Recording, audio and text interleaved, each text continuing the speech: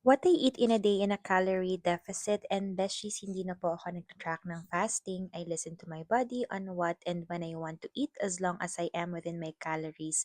Lose it ang gamit ko na app to track my calories within the day. And for our first meal, we're having gulay na bulang lang. We have white rice and then fried na daing na bangus. For our coffee of choice, besties, meron tayong coffee ko na macchiato flavor, and this is so good, beshi. Sayang hindi kami nakabili ng madami, and I got this sa Bangkok Beshies. So, add nyo na yun sa shopping list nyo. For our fruit of choice naman, we're having fresh na orange and Beshies. Last na to, and it's so good kasi galing pa itong bagong taon sa bilog-bilog. Anyway, for our next meal naman, we have rice here and then bulang lang. So, ayan, Beshies. Obvious naman talagang paborito ko ang kalabasa and malunggay.